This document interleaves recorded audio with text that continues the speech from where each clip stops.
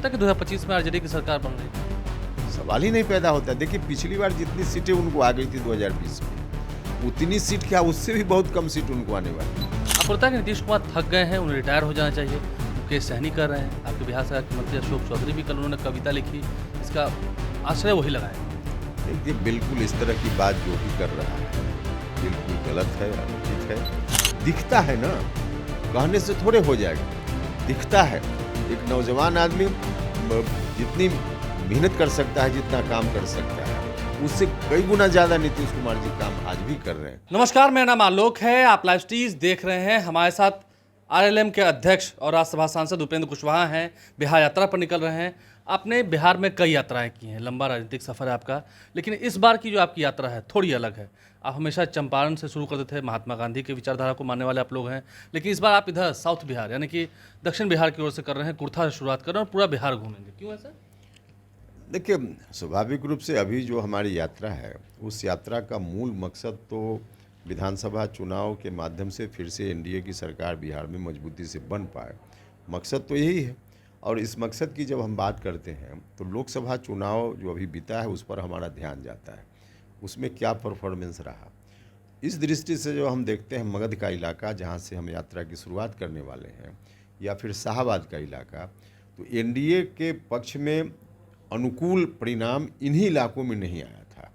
तो स्वाभाविक रूप से यहाँ यह जो इलाका है उसको थोड़ा अलग करके देखना पड़ेगा चुनाव की दृष्टि से, इसलिए हमने यात्रा की शुरुआत इस इलाके से की है। आपको लगता है कि अभी दक्षिण बिहार में ज़्यादा ध्यान देने की जरूरत है, क्योंकि उधर ही डैमेज ज़्यादा हुआ था इस बार चुनाव में? हाँ, निश्चित रूप से दक्षिण बिहार का मतलब है कि मगध का इलाका और शाहाबाद का इलाका मुख्य रूप से, तो इसमें निश्चित रूप से ध्यान देने की ज़रूरत है, क्योंकि बाकी जगह तो लगभग ठीक ठाक परफॉर्मेंस था लोकसभा चुनाव में एनडीए के लिए। इन इलाकों में परफॉर्मेंस बेटर नहीं था, तो यहाँ फोकस करने की ज़रूरत तो है। ये बात तो एक सत्य है कि कुशवाहा समाज में बिहार में अगर हम देखें तो सबसे बड़े नेता आप हैं। हम जरा कुशवाहा समाज की वोट की बात करते हैं। तेजस्वी यादव ने कहा कि इस बार भी कुशवाहा समाज हमारे साथ था और वो भी यात्रा कर रहे हैं, बिहार यात्रा कर रहे हैं, संवाद कार्यक्रम कर रहे हैं। अगली बार जब विधानसभा चुनाव होगा तो ज़्यादातर लोग हमारे साथ होंगे और देखिएगा सरकार हमारी बनेगी। देखिए कुछ भ्रम इन लोगों ने फैला दिया था, जिसके चलते थोड़ा लाभ होता हुआ लोकसभा चुनाव में इनको दिखा, लेकिन अब आगे विधानसभा चुनाव में कोई भ्रम नहीं रहने वाला है। और ख़ास करके बिहार सरकार में कौन आए, इस पर जब लोगों की नज़र जाती है तो आरजेडी की तरफ लोग दूर दूर तक नहीं देखना चाहते। तो ऐसी स्थिति में उनके तरफ लोग चले जाएंगे विधानसभा चुनाव में और उनका लाभ हो जाएगा। इस काम में सफल आरजेडी के लोग नहीं होंगे। आपको नहीं लगता कि 2025 में आरजेडी की सरकार बन रही है कहीं से? सवाल ही नहीं पैदा होता। देखिए पिछली बार जितनी सीटें उनको आ गई थी 2020 में, उतनी सीट क्या, उससे भी बहुत कम सीट उनको आने वाली। पिछली बार कुछ फैक्टर था, कई फैक्टर, जिसके कारण उनको उतनी सीटें आ गई। इस बार उस तरह का कोई फैक्टर नहीं है, तो स्वाभाविक रूप से उतनी सीट भी आ जाए यह भी नहीं संभव क्या है। लगता है कितनी सीट आएगी, क्या उम्मीद अब संख्या में सीधे बता देना कि कितनी सीट आएगी यह कहना तो मुश्किल है, लेकिन उतनी सीट भी 2020 की तरह आ जाए यह भी असंभव है। उससे भी काफ़ी नीचे आरजेडी रहेगा। काफ़ी चाहिए। लेकिन एक बात इन दोनों हो रहा है, मुख्यमंत्री नीतीश कुमार से आपके ताल्लुकात काफ़ी अच्छे हैं, एनडीए के वो नेता हैं बिहार में। आपको लगता है कि नीतीश कुमार थक गए हैं, उन्हें रिटायर हो जाना चाहिए, मुकेश सहनी कर रहे हैं, आपके बिहार सरकार के मंत्री अशोक चौधरी भी कल उन्होंने कविता लिखी, जिसका आश्रय वही लगाया गया? देखिए बिल्कुल इस तरह की बात जो भी कर रहा है बिल्कुल गलत है, अनुचित है।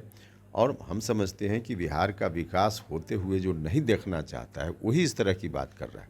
नीतीश कुमार जी की उम्र जो भी हो, लेकिन उम्र को लेकर के तंज कसना, देखिए उम्र होने से क्या होता है। नीतीश कुमार जी आज भी कितनी मेहनत कर रहे हैं, जिला जिला में जा रहे हैं, सरकारी काम की समीक्षा कर रहे हैं, ग्राउंड जीरो पर जाके खुद रिपोर्ट ले रहे हैं, अपनी पार्टी का काम कर रहे हैं।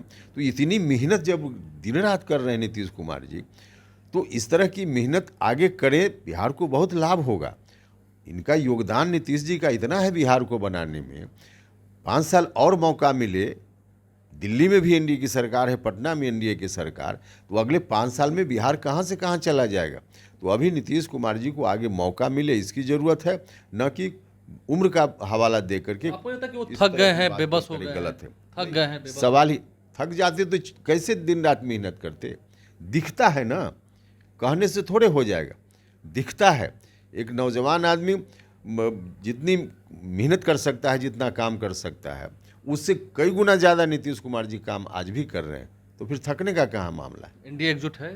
एनडीए पूरे तौर पे एकजुट है, उसमें कहाँ कोई दिक्कत है। उपेंद्र कुशवाहा हमारे साथ थे, क्या कुछ उन्होंने कहा है, यात्रा पर निकल रहे हैं, उससे पहले पूरा बिहार घूमेंगे, पूरा बिहार भ्रमण करेंगे और क्या फीडबैक मिलेगा उस पर फिर बाद में पार्टी में बैठकर मंथन होगा, गठबंधन में बैठकर मंथन होगा। हमारे चैनल को सब्सक्राइब कर लें, साथ साथ फेसबुक पेज भी लाइक करें। धन्यवाद।